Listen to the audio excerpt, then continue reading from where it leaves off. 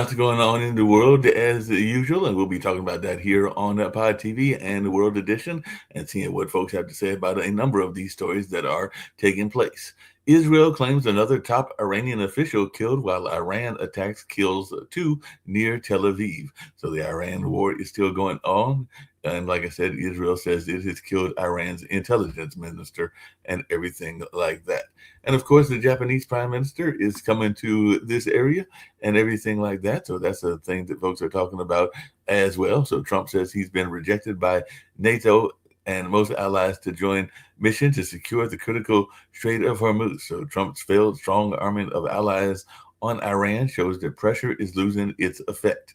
China ignores Trump's Hormuz request as the Iran war deepens and his Beijing trip slips, and all along those lines. So that's something that people are talking about as well. So definitely lots going on in that space. Iran fires a cluster munitions at Israel. Elderly couple killed in Tel Aviv suburban. That was from a couple of days ago, and everything like that. So definitely there's a lot going on in Israel and all in that kind of way. So there's a number of these news stories that folks are talking about and are paying attention to at this particular time. It looks like Senator Mullins is still facing confirmation hearings to lead Homeland Security Department, and definitely yesterday Paul clashes with Mullins at DHS hearings, saying, "Tell me to my face." So it looks like that's going on in that battle as well. So a lot taking place as in that way, and we'll definitely be hearing more about a lot of these other stories that folks will be interested in as well. Middle East's Christ Life Live Hedges addresses media after Trump threatens to blow up the entire South Pars gas field. So apparently he's threatening to blow up the entire gas field and all along those lines. And Cesar Chavez, as we were talking about yesterday, has been accused of abusing women and young girls. So the U.S. civil rights leader Cesar Chavez has been accused of sexual abuse, and definitely they're saying that some of these sexual assault allegations uh, roll the bills honoring Cesar Chavez and everything like that. So we'll see how this all plays out. And there's more Cesar Chavez fallout expected after the sex abuse accusations. And Tulsi Gabbard had an Iran war testimony. And of course, everybody's preparing for March Madness as well. If you want something that's a little bit on the lighter side in terms of news and all in that way, because a lot of folks are getting ready. Of course, there were some early games to complete the field of 64. So they had some teams that were in there trying to win their right to get in that field of 64. I don't know if Rick does a bracket or not, but I filled out about 4 or 5 of the free brackets. I think 3 on ESPN and 1 on CBS yesterday, and we'll see if they get me any luck or don't give me any luck and all in that space. But it'll be interesting to see whether I have any luck in that way or whether it's just not going to be my year, as it's not often been my year. I don't think I've ever won. And now that I think about it, even though I have come close and all along those lines. But hey, that's the way the cookie crumbles. Trump's withhold endorsement hangs over the Senate primary in Texas. Trump said he wanted one of the Texas Senate candidates to drop out. Now he's missed the deadline. So no Trump endorsement for either Cornyn or Paxton in the Texas Senate race as that deadline passed as well. So, and of course, there's that record-breaking temperature, which I'm sure that Rick is dealing with over there in that whole area of Southern Cal and everything like that. So definitely that's something that folks are talking about as well. So lots going on in that space. And of course, we'll be hearing other folks' thoughts about a number of these stories that are out there and how they are impacting folks in all in that way. So like I said, lots going on in the world, including that visit from the Japanese leader. And we'll see whether folks are excited about that visit or whether they're not excited about that visit in a little bit as well. So definitely there's a lot going on. Gas prices soared 25% after the strikes on the Qatar hub. So energy prices soared as attacks on Middle East gas facilities escalated. So definitely looks like there's going to be some pain at the gas pump, as they like to say, and everything like that. Trump may push Japan for help with Iran war in the White House meeting. So it looks like the Japanese leader, Sana Takashi, has found her voice in D.C. decades ago. So the Japanese prime minister will be holding difficult talks with Trump as Iran conflict looms large in their discussion. And definitely, like I said, Israel is killing some of those top Iranian leaders and all in that space. And of course, there's conflict in Pakistan and Afghanistan, but they've announced a temporary pause in fighting 2 days after the deadly Kabul strike. So Pakistan pauses Afghanistan airstrikes for Eid and everything like that. So as Pakistan and Afghanistan declare truce, civilians in Kabul count the cost of the war. So there's definitely been some serious cost to that war and everything like that. And Black Cube, leaked tapes and corruption. Israel spy firm crashes Slovenia election. It is stable. It is small, stable, and a European success story. So why is Slovenia turning its back on liberalism? Is what some folks are asking, and all in that line. And World Happiness Report highlights social media's negative impact, but ranks Finland as one of the top countries. So the world's happiest country for 2026. It looks like it's Finland once again, and it looks like a lot of people might be heading into Finland if they want to be happy and everything like that. Maybe I'll get somebody that's a Finn to come on this show and explain why they are such happy people and everything along those lines. And the EU offers to pay Ukraine to fix oil pipeline at the center of the Ukraine-Hungary feud. So Zelensky accuses EU allies of blackmail in oil pipeline now, and he did that a few days ago, and all along those lines. And EU leaders balk at joining the Middle East fight, grapple with high energy prices. So it looks like Europe, as BBC is saying, might have sleepwalked into yet another energy crisis. So that's definitely something that folks are talking about as well. So a lot's going on in that way. And a lot of folks are now paying attention to what's going on in the Cesar Chavez investigation. And the FBI is investigating an ex-U.S. counterterrorism center head, Joe Kent, for alleged leaks that he might have created. So FBI conducting a leak investigation into former Trump official who resigned over the Iran war. And Mark Wayne Mullen faces the Homeland Security confirmation hearing and everything like that. So definitely Mullen signals he would end known policy that slowed disaster aid. So he's saying that he would do better with disaster and everything like that. And Tulsi Gabbard testifies on Iran intelligence at a Senate hearing. So top intelligence officials back on Capitol Hill for House hearing on global threats. So what's the threat? Gabbard says it's up to Trump on Iran and elsewhere. So definitely it looks like there might be some conversation as to what makes up a threat and what doesn't make up a threat. He has to justify what he did. Black leaders slammed J.B. Pritzker after the Illinois primary. So Juliana Straighten wins the Illinois Democratic primary for the U.S. Senate and everything along those lines. And over a third of TSA officials called out at 3 major U.S. airports in a single day, as there is still that funding standstill and standoff as well. So definitely there's a lot of folks that might be having a hard time getting to their place of travel if they are trying to travel around the world and everything like that. So I'm gonna bring in Rick Rosner, see what he's got to say about a number of these stories. I think that I've got Sasha Starr and Nick with me, and I think definitely Dr. Sharif is here as well. So we'll see what he's got on his mind. But we've got a lot of things going on in the world, and I've just mentioned a couple of them. So how are you gentlemen doing, and how's life treating the two of you? Okay. I mean, here in the U.S., we have the worst people in charge. And it's crazy, and we're all complicit here. So, the Republicans and Trump, terrible. The Democrats ran a terrible campaign in 2024. The people who were dumb enough, the 77 million people who were dumb enough to vote for Trump, he screwed things up badly in 2020. And we're letting him screw up things possibly worse now. Stuff's coming out about Corey Lewandowski, who is Kristi Noem's boyfriend, who I guess was secretly running ICE, but was sneaking around, so there was no record of what he was doing. He would enter doors along with other people, so there wasn't a record of him using his pass to open secure doors. He would have other people make calls for him, so there was no record of him making calls. He was manipulating. Anyway, this guy, he's a huge jerk. He's a bully.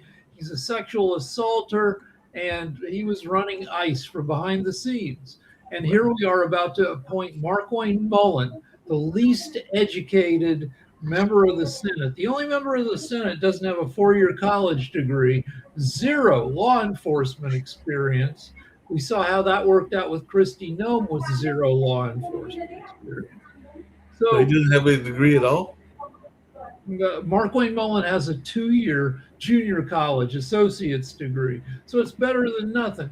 But he's got no law enforcement experience, and he admits he's not smart. And but you can be not smart if you have experience. He's got no. He's a plumber. He ran a family plumbing business and a family farm. That he would be in charge of 250,000 people. Yeah, there's It's nothing wrong with ridiculous. being a plumber, Rick. I've got a uncle that has passed, and his family ran a major plumbing company here in Durham. Yeah, And as I said, plumbers are great, but plumbers are not necessarily qualified to run a set of federal agencies that have 250,000 employees. well, that's true. They might not be qualified to run this particular agency. I will not argue with you on that. I just know that plumbers sometimes get a bad rap and everything No, along those lines. plumbers, we have great plumbers. We had plumber Jim, awesome. Anytime we had a problem, he could figure it out. We have something and daughters plumbing, and every 2 years our waistline clogs up because tree roots get in, Mhm. and they have to root it out, and they always do a great job. They repiped our whole house because you know California catches on fire, and it's hard to get insurance because insurance companies don't like paying when 1,000 houses burn down. So they canceled our insurance, and so we to get reinsured. They said, "Well, you're going to have to replace all the pipes in your house." So we just Wow. had that done. They did a great job, but I would not necessarily take the guys who repiped our house and put them in charge of ICE. Yep. What is your take on this, Nick? You're over there in Spain. Well, I'll tell you, Mark. See, that was part of the great experiment that the United States set up several hundred years ago. It used to be that if you're going to be in government, you came from a royal class and you were trained since you were in birth to actually manage and administer various different things. Then the great experiment was the United States of America that took anybody off the streets and put them in a position of power. So what we're seeing is basically the great experiment. We'll see how well it works because Trump is following the American tradition of taking anybody off the streets and putting them in a powerful position. Now, if you want to go back to the royals, I have no problem with that. And that only people that come from royal families should be in position of power. That's fine, but this is America. And this is how it's been for The only reason you have no 250 problem with that is because you come from a royal family, from what I understand. That's the reason I have a problem with it, Mark. I was going, well, I have a royal background, so I don't have a problem with that, But I did read how my ancestors got screwed in 1650 because you don't want to be on the other side of a losing venture, which they were in the Battle of Dunbar, which is the reason they got kicked out of England and got sent to the British colonies in 1650. So being a royal track doesn't necessarily mean you don't lose your head, as Mary Queen of Scots found out, and so did a lot of them. It's a very dangerous position. So once you get these positions of power, they also can be very dangerous, as the top people in Iran have recently discovered. As off with their heads, they're dead. However, if you want to win this war, you may have to kill about 150,000 people. I'm not kidding. In other words, you got to get rid of the entire Iranian Revolutionary Guard. And so the thing is, will the United States have the stomach to do it? Probably not. Will Israel? Probably. And so, but they're embedded. They're embedded in the general population. So yeah, the Revolutionary Guard, 150,000 people. But the first bombing run of this war took out a Revolutionary Guard base, but also blew up 170 schoolgirls because we had. Oh yeah, there will be blood. There will be collateral damage, and the liberals will jump into the collateral damage of war, which happens in every war. Oh, we killed school kids, and they're going to focus in on that, and they'll ignore the regime that killed 3,000 to 30,000 of their own people. That gets ignored.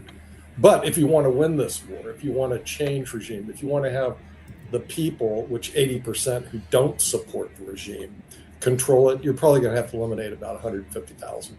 That would be my But Sasha will tell you, and we saw it in Gaza, that if you want to wipe out Hamas that was embedded in the general population, it was at least one civilian for every Hamas person who got killed, and it was more like 2 to 1, and that's not unusual. So there are 150,000 Revolutionary Guard soldiers, which is the internal police force that keeps the population down. But to kill 150,000 of them, you probably have to kill 200,000 civilians collaterally. Yeah, that might be true. War is a brutal game. I mean, it's not for the faint of heart. And so the thing is, if you want to win wars, you have to be a warrior. I mean, the whole history shows this. Now we're going to see whether or not we have the warrior in chief, or is he going to flake out and not do what is necessary to win this war, which is to kill probably about, you're right, Rick, probably about 200,000 civilians and 150,000 Revolutionary Guards, which means maybe about 350,000. It seems like a lot of people, but there's 90 million people plus in Iran. It really isn't. So we're just no guarantee that the regime, that whatever replacement regime, if we somehow make the Ayatollahs fall, no Ayatollahs left alive, no Revolutionary Guard. I mean, we did have regime collapse in Iraq after 26 days of ground war, though that Iran is a much bigger country than Iraq, just fucking huge. So, and how many people died in the Iraq war? I understand that when the U.S. invaded, we had very few casualties, maybe 5,000. Right, but then that led to a civil war. How many Iraqis died, Rick? Initially in the Civil War that we touched off after the regime collapsed, 500,000. Then there we go. That's what I'm saying. So I'm not being unrealistic, and you're not being unrealistic, and neither is our television show when we're saying if you want to win this war, you're saying 200,000 civilians. I'm saying 150,000 Revolutionary Guards. So we're saying 350,000. I have seen nobody. That's optimistic because we're only talking about the Revolutionary Guard.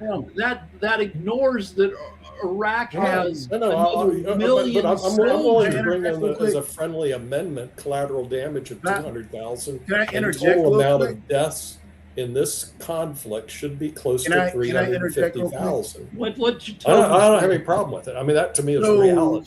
So wait a second. You guys have problems with reality here? No. And why didn't the other news announce? We are having a problem with reality because I came in and you're negotiating on how many people should die. I'm not negotiating. I'm just telling you if you want to win this. No. You have no objective. Anything. No. Listen to what I'm saying. Yeah. Okay, you have no objective other than killing people. You have no solution other than, hey, these people have to die. That is what I walked in on, and you're not talking about any solutions for the Middle East. You're even when you bring up the Iraq War, you're not even talking about how that panned out for Iraq itself fully. Even if it's still continuing to pan out. What you are just saying, no solutions, no nothing. You're just saying that hundreds of thousands should die, and you're okay with that. That is what I walked in. I don't think that's what Nick's saying. What's the Nick solution? is saying. If you want regime change, if that's truly, if that's what the U.S. truly wants. So we're not discussing what the actual objective of the whole thing is. We're just talking about regime change. Nick, listen to what I'm saying. Nick, I have a question for you. I honestly don't care what you're saying. I'm just saying. We have a question from Dr. Sharif. Let Dr. Sharif go. You're flippantly talking about the death. Well, hey, listen, I hate to say that. Pakistan had their own civil war because I had a friend of mine, Qazi Shakur, who came from Bangladesh. He was the country chess champion. And he left there because his kids were killed in a civil war in Bangladesh. He came to the U.S. They had their own problems. We had the same problem with Spain. Did you tell him the Revolutions same thing? Yeah, Wait. Professor Nick, lot of Professor Nick, lie. Professor Nick. Nick. You know, how No, many no, people I died understand. in Bangladesh? I Let's just- get real, guys. Why are you living in a I fantasy? have Nick, few questions for he's you, got a question for you. Professor Nick. Sure. I have few questions for you. Number one, who give mandate to USA to change Iranian regime? Why USA want to change Iranian regime? Who give mandate to USA? You mean why did the U.S. do this? Okay, here's my thinking. The calculus Yeah. is, Dr. Sharif. Okay, when the protesters came out into Iran, they wanted to get rid of the regime that's currently in charge. It's the young people, as you know. They're the ones that are in the middle class. They're the ones that were unhappy with the current regime. And it wasn't a small percentage, 80%, 70 to 80% were unhappy with the regime. So the calculus was it's time for change. The problem with change is we know is very expensive when it comes to lives, and the media is ignoring it. I think maybe even Trump's ignoring it, but I'm just bringing to this group the reality of it. It's going to cost a lot more lives than people. He didn't even want answer to the admit. question. And it's going to cost around, as Rick and I just throwing out numbers, 350,000. So the calculus was regime change. You have a small group of people You didn't in Iran that have an iron fist over the Iranian people, and they want to get rid of the Iranian regime. It's going to be You didn't, expensive. Nick. You did not answer the question that you were asked. What Who gave question? the mandate? Who did what? Who gave the gave- mandate? Who gave the You mandate? mean who made the first move on the No. chessboard? No, Who gave who- the mandate or the authorization, Mandate. or who said who gave the mandate for the U.S. to do regime change? Nobody. There was no mandate. That's part of the problem, because that's even what your Cory Booker is your talking about. president Donald Trump and Here is the Netanyahu issue. decided Nick, it's time for here change. is the issue. Nick, here is the issue. When There shall be people change. do not give mandate to USA, why USA involved with all of the war? Oh, it's USA because involved we with are all of okay. the war. Okay, I'll tell you Okay, why we're okay. involved in the war. Okay, it's See, because Nick, this Nick, can you be didn't even hard. let him finish what he was saying. No, he wanted to know why. No, you the didn't let US him finish. He was asking a question. You didn't let him finish the question. Okay, You interrupted go ahead, in the ask middle the of his question. No problem. Nick can give answer. I will ask a small question. No, go ahead. With Go ahead and answer. repeat No the question. I problem. have no problem. Maybe with that. it will Go be- ahead and repeat it. Yeah. Repeat the question, counsel. No. My issue is very simple. Like, why USA involved with all of the war? As USA is a superpower, definitely we understand. But what you are discussing, very specific, that Iranian regime change. Let's say last few weeks there is a war in between Iran and USA and Israel. If mass populations of Iran, they support USA, after killing the communists, right? When USA kill the communists, they will come to the road like Bangladesh, and they can say, okay, we want to change the regime. That was logical. No, USA do not take the mass people support. On the other hand, they kill 150 or 170 young girls day one in the Iran. That is our problem. Secondly, when you are discussing about all of the wrong things, changing regime. Look, because of this war, Bangladesh, India, Pakistan, every country is collapsed. We need energy. Without energy, we cannot survive. Right? Our people are dying because of this war. But how USA actually make this plan for this Iran war, changing regime?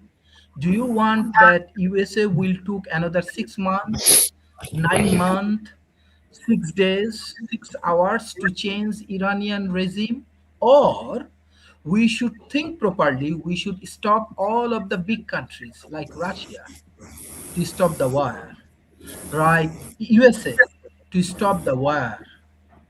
It's look like US politicians, they are feeling threat because of Epstein files and all of the wrong information come to public and they start this war. So it's look, with this explanation, they want to change the Iranian regime. They actually killing people, they're creating problem, they are actually destroying global economy. Global economy. It's creating impact around the world, not only Bangladesh, not only Iran, everywhere. That is my concern. Thank you.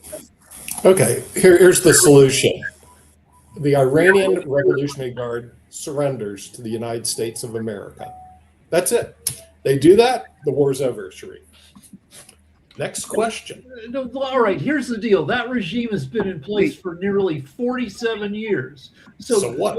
So, and people have tried to knock it over before. Now, the deal is, before that regime, they had a Western government. And famously, in the 1970s, people walked around Tehran wearing miniskirts. But those people who wore miniskirts, they're 70 years old now. They've been under Islamic rule for nearly 50 years. So whatever regime replaces them, I got 2 points here. We don't know that it would be westernized. It could be another form of lunacy that we don't like. Also, oh shit, did I forget my other? Real quick, you talk about 150,000 Revolutionary Guard. That ignores the million soldiers they have to defend the country. So you're not just, that's another couple 100,000 people you would have to work through to invade the country. You're not talking about 1/3 deaths. You're talking about 500,000. And again, for what? For just a chance that you'd have different leadership. Rick, since you're into the numbers, and I am too, and I like the numbers. How many Let me people point out the numbers. Oh, wait, somebody's interrupting me. I'm asking. Yeah, I am, question. because ask the question. I'm asking a question, Rick. How many people died in World War II? You're asking 35 to 40 million people. Again, I have no further. Okay, I'm glad you have no further questions. So now let me answer. Let me point out a few things.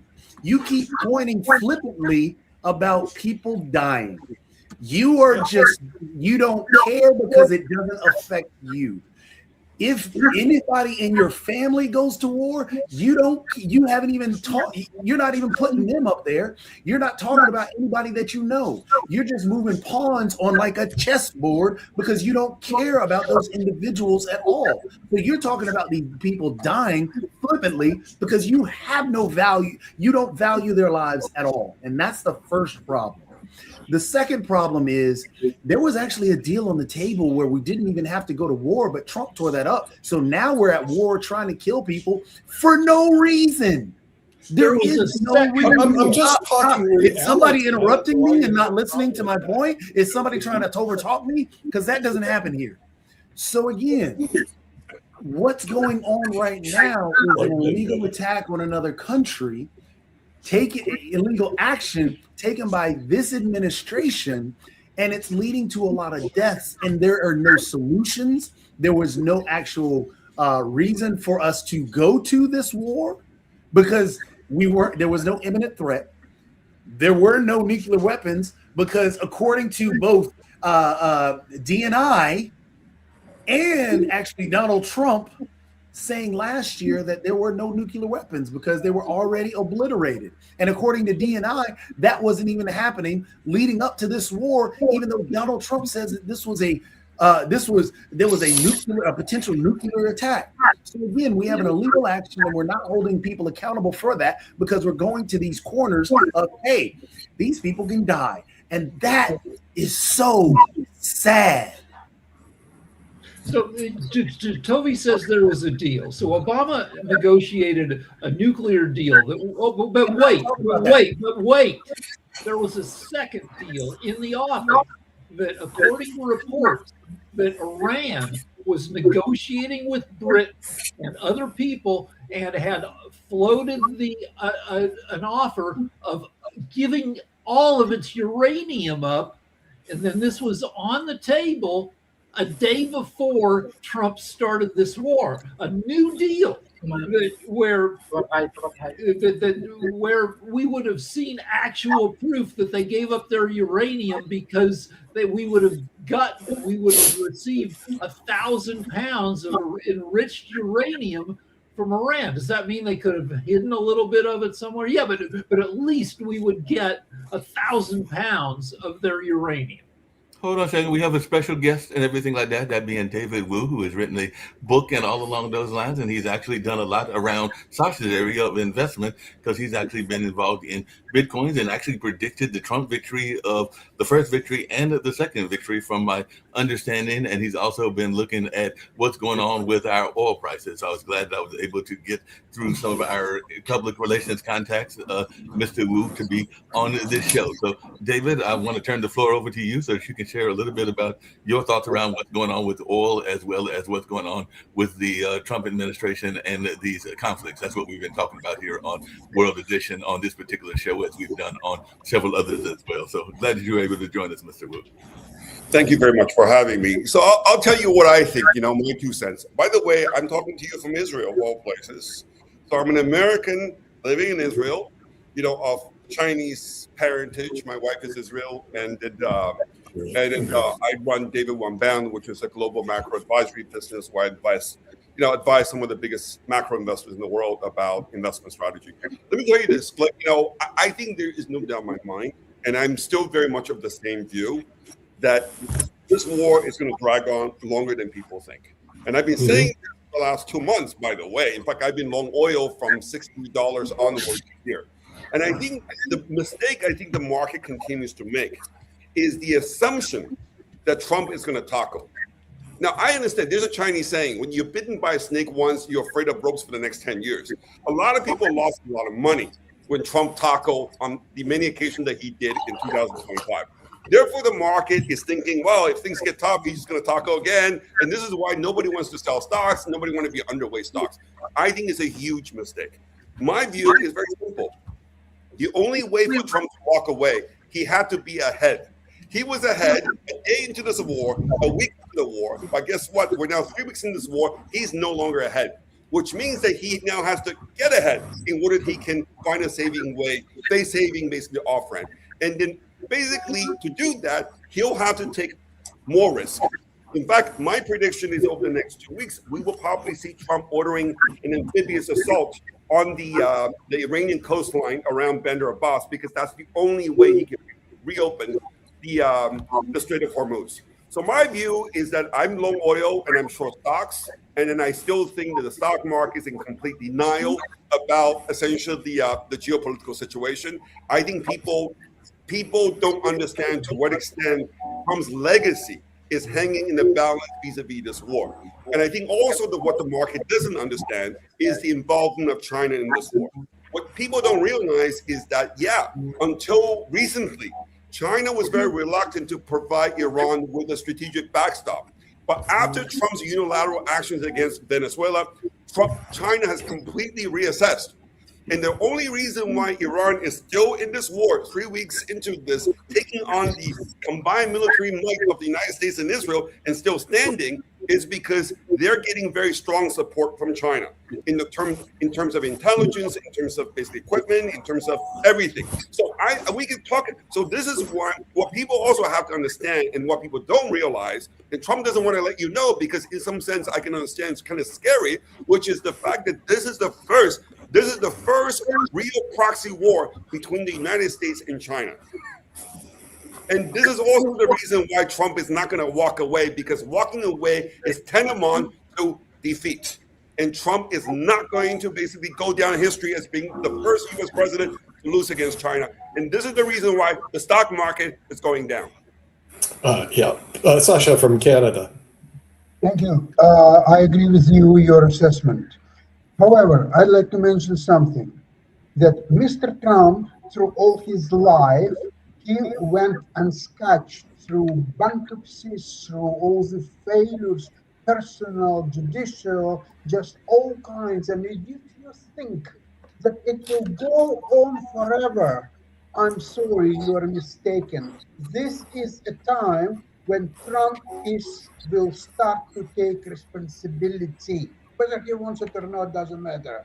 Look at what Europeans doing now. Europeans now realize that all the time that they were talking during last year to Trump, but every year there, somebody went to Washington, somebody went to Europe or whatever.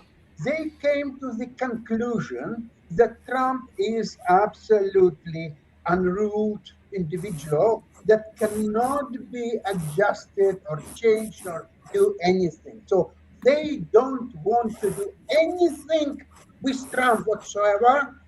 Therefore, the NATO is now dormant. NATO, you can think it doesn't exist, but at least until 2029, when there will be another president of the United States. So what they're doing instead, they are creating a new system, security system for Europe, which includes Nordic countries, Baltic, UK, France, Germany, and finally, Ukraine. Ukraine is the backbone of European security system. And now they came close to explaining that they are not going to help Trump in any way whatsoever until Trump will completely redo his attitude toward Ukraine, that he will forget about all his stupid talk about Russia being a friend and he wants Russia to get away from China, and that's his grand strategy. It's not gonna work. Russia and China are joined, and it will never work anything to get them apart. Now, if you understand that all Trump's playing with Russia at $12 trillion projects and all that stuff, it's a detrimental to the interest of civilized world. And the world doesn't want to accept that, and therefore Trump and United States are out. Nobody wants to hear about them. Nobody wants to talk to them or deal with them. It's completely out. Now, about Iran war. First of all, the Trump and Netanyahu already are moving apart. What's happened is that Israel bombed certain Iranian facilities, and Iran, in return, bombed a very critical gas liquefied production facilities in Qatar, which will take 10 years to get back in business.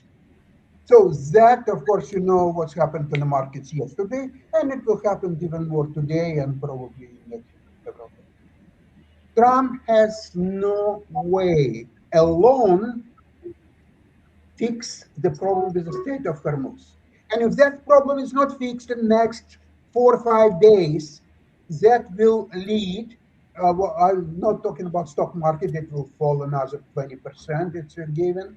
Because look at yesterday's earnings of Micron Technologies. They had spectacular earnings, and what's happened? Stock went down. Everything is going down because there is a new way to think about the future profits and their correlation to overall the economic situation, interest rates, which will go, of course, higher. And you probably heard yesterday's remarks from Powell. So the situation is critical. Trump, just by himself, he has no support in the United States of America whatsoever. He had 20% support. 80% of United States people are against this stupid war.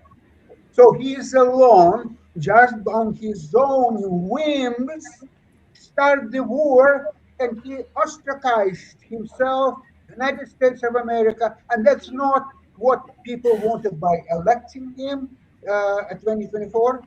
they didn't want for him. He was promising he will end all the wars and he will never start himself any wars. What is happening right now, it's all exactly opposite. He is a criminal. He has to be stopped. And it's going to happen, of course, in November this year on midterm elections. But I think it's too long to wait. He has to be taken out of the White House and replaced. He's a dangerous, insane man. He's a con artist and has to be taken out.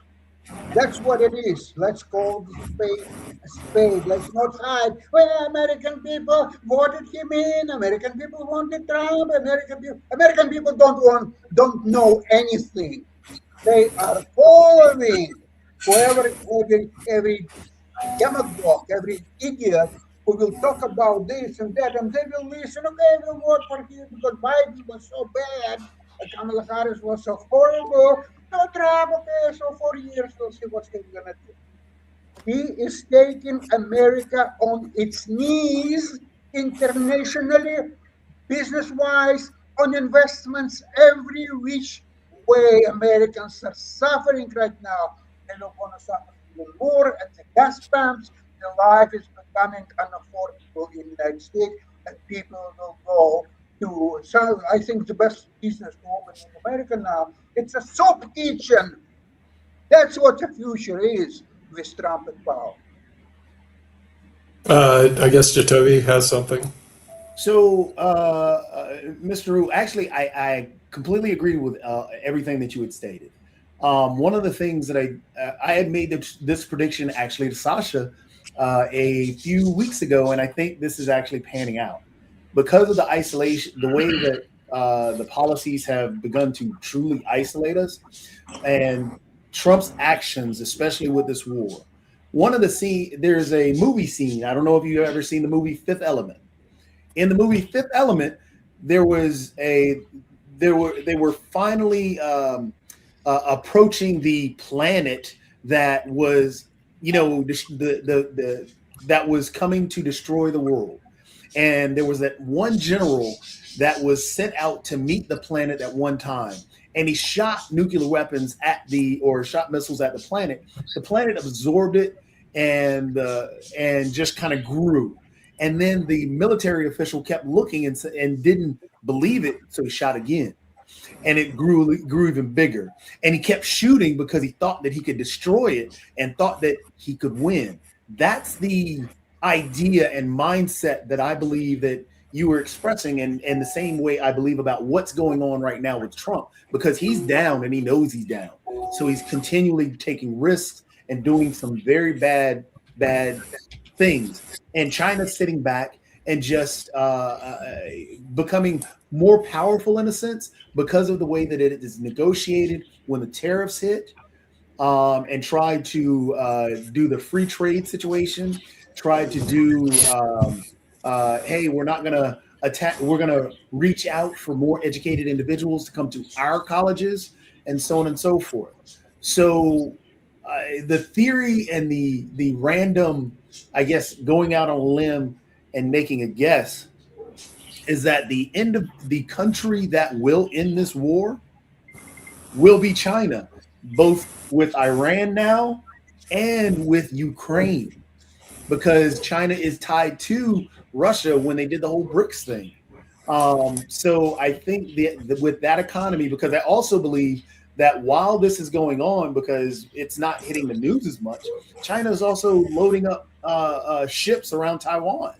So I think what will happen is as this war continues to grow and they're going to let it fester, they'll end up taking Taiwan while making all these extra deals. Now that they have a deal with Canada, doing cars in Canada, they, I guess, are increasing in the Bangladesh area and the South Asian market. And they're just continuing that negotiation strategy that the U.S. used to have back when the war started. So I don't know if that's a plausible thing, or if you agree, or if you can see where I was going with that. But and I see you have a guest in the background too. No, we're in the middle. I'm just because of the bomb. I mean, we just got the siren. I have to go to the Oh, shelter. really? I'll keep you guys on for a bit, Yes. but I'll see because the missiles are coming our way. Okay. Take care. Yeah, Yeah. get safe. Take care. Yeah, I spoke with a family who's stuck in Israel, and it seems to be everything that they're telling us isn't exactly what's really happening in Iran. But I want people to take a consideration of a few things about Trump. You know, he can do so many things right now that look extremely more destructive. But you can take a look at his businesses, his track record, his businesses. I mean, even take a look at the White House. He destroyed it so that he could, and in fact, it looks like he bombed it, and he never finished. He never finished the project. He will get bored. He will decide it's not worth his time, and he will move on to something else. So he'll start something. And again, he never has a mission when he starts anything anyway. He doesn't have a goal. He doesn't have a business plan. They didn't have a plan about Iran. Let's just go bomb it. I mean, I was watching a hearing yesterday, and they had told us that they had obliterated all of the nuclear weapons, last summer. 100% they were all gone. And now they're asking the same people who gave them that information, did all of a sudden they're just become an imminent danger of new nuclear weapons? And instead of answering yes or no, they go, we can't answer that. The president has to. And they go, no, you're the one who does this assessment. You have to answer. No, the president has to. So you're seeing a lot of deflection now of everyone doing this, including Trump. He's already thrown 4 of his top aides under the bus as to why he started this war. But a lot of people are starting to do this. But his track record is he'll destroy something completely. The way he's always dealt with things in the past, he would always just file bankruptcy and leave people hanging. As we have witnessed, the TSA hasn't been paid for well over a month. These families are going hungry. They've worked hard. They're hard workers. And he doesn't care. He doesn't care. They can take pay from ICE. We don't need ICE. We need TSA. As a whole, we need TSA. And, so he's destroying everything for his own whims. These are not planned strategic goals to make the economy better, to make our country safer. None of it. We are targets now. We are targets by everyone who hates us and everyone who will retaliate for those 160 girls that were murdered. I'm just saying, he doesn't finish anything. His trend is generally he'll get bored with it and he'll either push the bigger bomb or he'll just walk away and start something else. Okay, let me mention something. ADD. What I mentioned before, Netanyahu and Trump. So Trump made an announcement that the bombing of Iranian facilities, to which Iran destroyed a good part of facilities in Qatar. Trump said, no, this is Israel did. We have nothing to do with this bombardment of Iranian. So there is already a rift between Netanyahu and Trump, and it was easy to. What is Israel is fighting existential war, and Israel is well prepared to any attacks from Iran, and it used to live there for the last 47 years. 470 years and 4,700 years, and another several years probably will have to be. Now, U.S., unlike Israel, it's exposed throughout the world with 800 military bases, with consulates and embassies in every country in the world, in Europe particularly. So what do you think? Nick says that, what has to happen? The Revolutionary Guard has to give up, right? No. Even if there will be some kind of a peace agreement or something will happen, it will not defend U.S. targets around the world. The Iranians are the most determined, vindictive people who will strike at American targets for next several years throughout the world and in America itself. Do you know how many the American officials now staying at military bases? They're not staying at home. They're vulnerable there. They could be struck and killed or maimed. So therefore, they're staying on military bases. So that's the future of American officials. But average American cannot stay at military bases. So their life will be exposed to all kinds of terroristic attacks and elsewhere. So therefore, this is unfortunately what Trump did to United States of America and its people. So He lacks the other consideration news, of consequences. He has no in concept. our last few minutes, in other news, the chairman of the Fed said the U.S. is creating no jobs. And it's been, over the past 11 months, we've lost jobs in America, which hasn't happened since COVID. And before that, you had to go back to 2008. So there's a ton of stuff that it's like a perfect storm of Trump incompetence and consequences. Inflation rose to 3.4% in February, even before the war. And one more thing, the local news is asking people, when you go to the airport, bring gift cards to give to the TSA agents so they can buy groceries. Well, they're quitting now. They can't afford to work for nothing.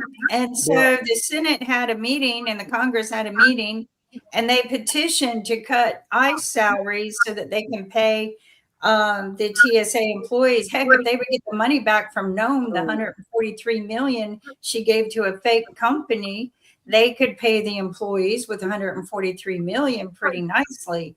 But they won't do that. They're not going to go after Nome to get back the money she embezzled. They're not going to go, and that's $143 million, probably 220 if you count the other. But they had to buy airtime for the ads. They determined, but you could get that money back. They determined the one company was completely fake. And they received $143 million. So, we could get that money back and easily pay the TSA. But the argument right now is paying TSA. Well, TSA cannot function. The employees cannot function without, feeding their family. They can't go to work hungry. And so, they were asking for gift cards just so that they could go to the vending machine or to the cafeteria just to eat. So they're they should be starting GoFundMe pages, but they're quitting.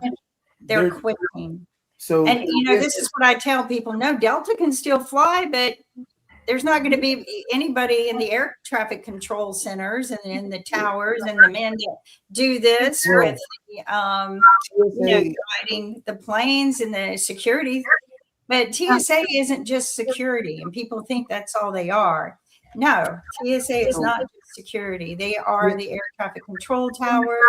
They are everything. But TSA isn't just air. They are the buses on the ground. They are the trains, okay? They are everything that we use for transportation that is public. And nobody considers that because the majority of this country are MAGAs, and MAGAs lack not the consideration majority, of consequences. Of the country. Not a majority. The TSA agents are definitely quitting. They're actually talking about closing airports because they don't have enough people to fill out those airports. Because again, yes, TSA is more than just airport security. It is everybody at the airport. Right. So they're talking about closing down airports. They had a bill. Also, speaking of the money, the $143 million from Caribou or whatever her name was, from that commercial, but also you got to get Pete Hegseth for the $93 billion that he wasted in a full month. In 1 month, $93 billion on a bunch of junk. Lobster meals and things like that. So that could have paid for them the whole year. But also, there was a bill on the floor the past couple of times where they were trying to do everybody but carve out ICE and CBP to make sure that they can cover and get TSA paid and TSA whole. But the Republican Party has shot that down numerous times. Yes, right now. they have. The Republican So Party really, I mean, completely shut and it as down. much as the Republican Party keeps trying to push this on the Democrats, the Republican Party is in control. We have to stop with, well, it's the Democrats' fault. No, the Republican Party is in full control. Everything, the House, the Senate, the presidency, the Supreme Court, most of the federal courts, everything. Sasha, what is your comment? I'd like to mention something. You're talking about some particular problems. TSA is one problem. These wars, there are so many problems. Even if you fix one, there will be other 9 problems to deal with. Not this problem. I think American in this present situation, they have to read Karl Marx, his book Okay. Das Kapital. They have to Oh, I did. understand that the only way is, in present situation, to take power to themselves away from the technocrats through all these high-tech moguls who made Trump a multi-billionaire in the last several months, Okay. and just get down to business of governing United States of America. What today there is no government. There are criminals, pedophiles, hiding on military bases, Right. and that to be dealt with somehow. Check out this also, which is what something that also really isn't covered, but pointed out what's happening in Cuba too. That's something that falls on this. Cuba went without power. Cuba, no power whatsoever. Whose fault was that? That was actually Donald Trump's and this whole U.S. war's fault. This embargo on oil where they aren't allowing the energy and everything to go to Cuba. So this is another using starvation and power and everything else to take over a country. But That's what they're isn't considering. Russia now sending oil to Cuba? Again, we're isolating ourselves from the whole situation. Cuba's right in our next door neighbor, and we're supposed to be helping them in same thing with Haiti. We're supposed to be helping them in these situations. We're not. We're actually trying to take over them. As a matter of fact, Donald Trump in an interview said it would be my honor to basically take over a nation. How disturbed do you have to be to say it's an honor to do something like that? Well, They I aren't think- asking you to do it. You're annexing a nation. You're taking over a nation.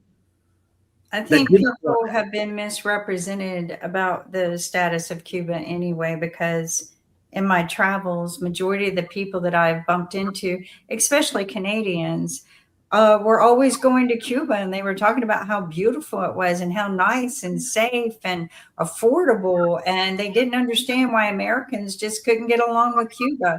And It was beautiful before Donald Trump. Since now what he's doing is in Cuba, people are getting stranded. Doing good. Yourself? Island. Yeah. Sorry? I think he said something. Anyway, people are stranded in Cuba because the flights who brought people in Cuba, they cannot refuel their plane to go back. So there are a lot of people and a lot of planes. Okay, Canada will deal with this problem slowly, but situation is changing into the worse, and I don't know how Cuban people will tolerate this present situation.